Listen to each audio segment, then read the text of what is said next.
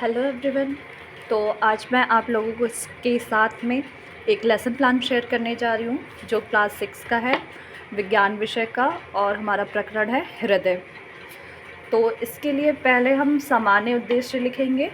जैसा कि विज्ञान विषय है तो इसका सामान्य उद्देश्य हमने लिखा हुआ है विज्ञान के अध्ययन के प्रति रुचि उत्पन्न करना, अंधविश्वास को दूर करना, समस्याओं की पहचान करना तथा उनके निराकरण की व्यवस्था करना, छात्रों की मानसिक तथा तार्किक क्षमता का विकास करना, प्रकृति का वैज्ञानिक अध्ययन करने में रुचि उत्पन्न करना, वैज्ञानिक तथ्यों का प्रयोग करना, छात्रों में वैज्ञानिक कार्यकुशलता विकसित करना। जो हमारा सामान्य उद्देश्य होता है वो विषय पर आधारित होता है। जैसा कि ये जो सामान्य उद्देश्य है ये हमारा विज्ञान विषय पर आधारित है। अब हम आगे बढ़ते हैं विशिष्ट उद्देश्य पर। जो विशिष्ट उद्देश्य होता है वो हमारा प्रकरण पर आधारित होता है कि इसके अंतर्गत जो प्रकरण हमने पढ़ाया है उससे छात्रों को क्या क्या ज्ञान प्राप्त होगा। तो जो विशिष्ट उद्देश्य है इसको हम इस प्रकार लिखते हैं। इस प्रकरण को पढ़ने के बाद विद्यार्थी हृदय के भागों के नाम बता सकेंगे, हृदय स्पंदन को परिभाषित कर सकेंगे, हृदय के कार्य बता सकेंगे, हृदय की संरचना को समझ सकेंगे, धमनी और शिरा में अंतर बता सकेंगे, हृदय का चार्ट या मॉडल बना सकेंगे। अब इसके बाद आता है पूर्व ज्ञान। पूर्व ज्ञान में हमने लिखा है छात्र शारीरिक अंगों के बारे में सामान्य जानकारी रखते हैं। जो हमारा पूर्व ज्ञान होता है वह प्रस्तावना के प्रश्नों पर आधारित होता है। कई बार मैंने देखा है कि पूर्व ज्ञान में लोग डायरेक्ट प्रकरण लिख देते हैं, जैसे कि छात्र हृदय के बारे में सामान्य जानकारी रखते हैं। तो हमें पूर्व ज्ञान में सीधा प्रकरण नहीं लिखना होता है। अब है प्रस्तावना प्रश्न। प्रस्तावना प्रश्न में 3 कॉलम बनाया है हमने। एक क्रम संख्या का है, छात्राध्यापिका गतिविधि, छात्र गतिविधि। प्रस्तावना प्रश्न निकलवाने के लिए हमें कम से कम 3 प्रश्न ज़रूर बनाना चाहिए ताकि बच्चे हमारे प्रकरण तक पहुंच सके। जब बच्चे प्रकरण पे पहुंच जाते हैं उसके बाद हम प्रकरण यहाँ पर लिखते हैं, ये कक्षा में पढ़ाते समय। जैसे मेरा पहला क्वेश्चन है, मानव शरीर के कुछ अंगों के नाम बताइए। जैसे तो बच्चों ने उत्तर दिया हाथ, पैर, नाक आदि।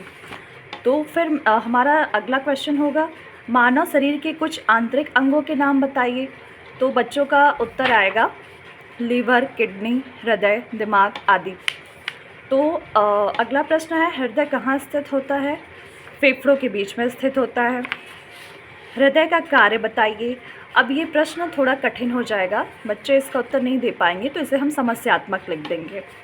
अब आता है उद्देश्य कथन। अतः आज हम हृदय की संरचना का विस्तृत अध्ययन करेंगे।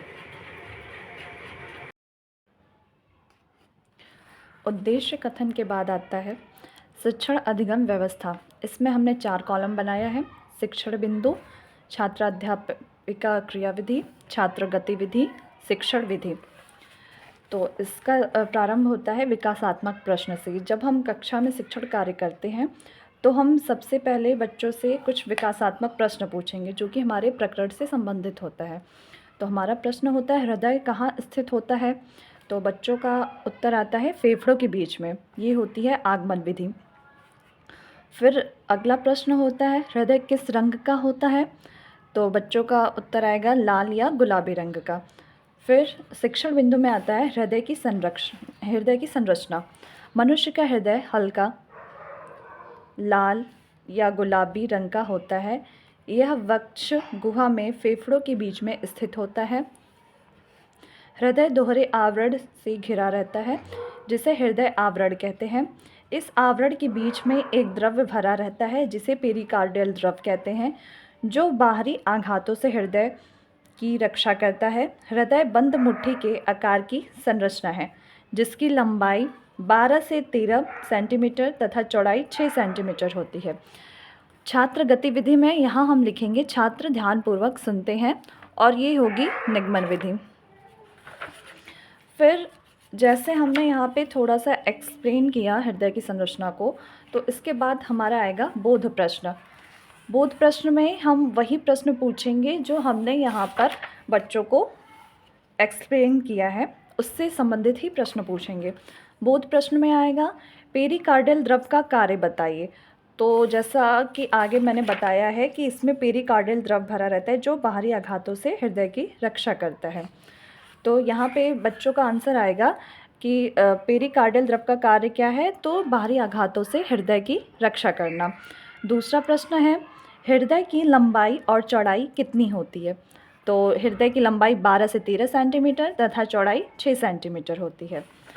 फिर इसके बाद आता है बिंदु हृदय स्पंदन। हृदय के एक बार फैलने तथा सिकुड़ने को हृदय स्पंदन या धड़कन कहते हैं। एक स्वस्थ मनुष्य का हृदय 72 बार पर मिनट धड़कता है। 1 वर्ष से कम आयु के बच्चों का हृदय 1 मिनट में 100 बार धड़कता है। और यहाँ पे हम लिखेंगे छात्र गतिविधि कॉलम में छात्र ध्यानपूर्वक सुनते हैं। इसके बाद फिर हमारा बोध प्रश्न आता है एक स्वस्थ मनुष्य का हृदय एक बार में कितनी बार धड़कता है। तो बच्चे उत्तर देंगे 72 बार धड़कता है। 1 वर्ष से कम आयु के बच्चों का हृदय एक बार में कितनी बार धड़कता है, तो 1 मिनट में 100 बार धड़कता है। फिर आता है शिक्षण बिंदु में हृदय के भाग। हृदय 4 भागों में बटा होता है। ऊपरी 2 कक्ष आलिंद तथा निचला 2 कक्ष निलय कहलाता है। बायां आलिंद, दायां आलिंद, बायां निलय, दायां निलय, यह सभी भाग पेशीय झिल्ली द्वारा अलग अलग होता है। आलिंद अशुद्ध रक्त को ग्रहण करता है तथा शुद्धिकरण के लिए फेफड़ों में भेजता है और निलय रक्त को पंप करने का कार्य करता है। छात्र गतिविधि कॉलम में आएगा छात्र ध्यानपूर्वक सुनते हैं। इसके बाद है शिक्षिका के द्वारा हृदय का मॉडल प्रदर्शित किया गया, जिसका हमने एक मिनिएचर बना के यहाँ पे लगाया हुआ है। और छात्र क्रियाविधि कॉलम में लिखा है छात्र ध्यानपूर्वक देखते हैं। फिर बोध प्रश्न आता है हमारा हृदय के कितने भाग होते हैं। हृदय के 4 भाग होते हैं। हृदय के भागों के नाम बताइए। बायां आलिंद, दायां आलिंद, बायां निलय, दायां निलय।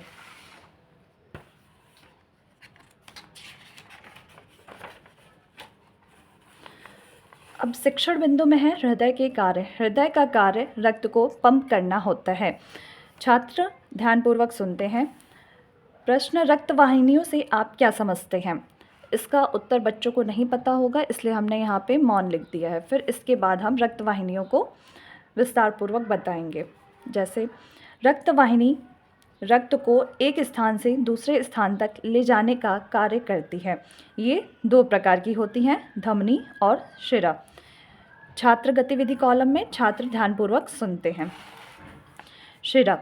शिरा शरीर के विभिन्न भागों से CO2 युक्त रुधिर इकट्ठा कर हृदय तक ले जाने का कार्य करती है। धमनी। धमनी हृदय से O2 युक्त रक्त को शरीर के सभी भागों में ले जाने का कार्य करती है। इनमें रक्त प्रवाह बहुत तेजी से और अधिक दाब पर होता है।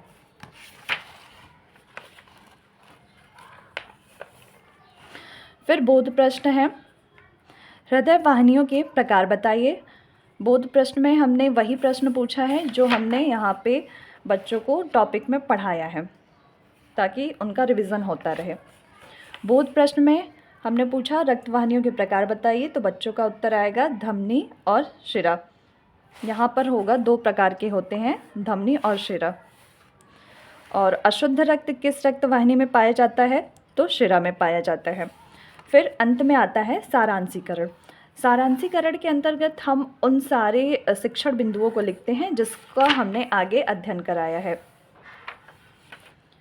तो इसमें हम लिखेंगे अतः आज हमने हृदय की संरचना, हृदय स्पंदन, हृदय के भाग, कार्य, रक्त वाहिनियों का विस्तृत अध्ययन किया। छात्र कॉलम में छात्र ध्यानपूर्वक सुनते हैं। व्याख्या विधि। अब इसके बाद आता है श्यामपट्ट कार्य। श्यामपट्ट कार्य में हमेशा हमें ये कोशिश करनी चाहिए कि हम एक फ्लो चार्ट बनाएं। तो फ्लो चार्ट में मैंने बनाया है हृदय। हृदय की लंबाई 12 से 13 सेंटीमीटर, चौड़ाई 6 सेंटीमीटर और धड़कन 72 बार पर मिनट होता है वयस्क में।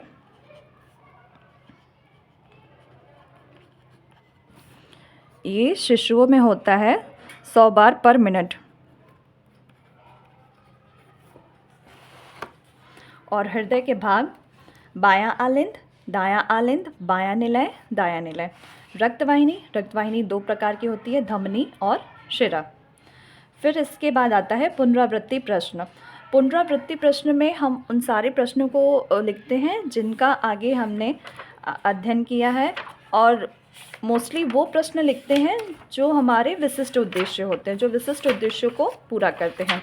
जैसा कि हमने यहाँ पे विशिष्ट उद्देश्य में जो जो प्रश्न लिखे हैं वही हमारे पुनरावृत्ति प्रश्न में आएंगे, जिससे पता चलता है कि हमारा जो लेसन प्लान है उसमें विशिष्ट उद्देश्यों की प्राप्ति की गई है। जैसे हृदय की स्थिति बताइए, हृदय का रंग व लंबाई और चौड़ाई बताइए, हृदय स्पंदन किसे कहते हैं, हृदय के भाग कितने होते हैं, नाम बताइए, हृदय का कार्य बताइए, धमनी और शिरा में अंतर बताइए। और इसके बाद आता है गृह कार्य। गृह कार्य में हम दे सकते हैं हृदय का चार्ट तैयार कीजिए या हृदय की संरचना को चार्ट पेपर पर दर्शाइए। गृह कार्य हमें हमेशा कोशिश करना चाहिए कि प्रयोगात्मक स्तर पे दे, जिससे बच्चे एक्टिव हों। इसमें रिटन काम जो होता है वो थोड़ा कम देना चाहिए।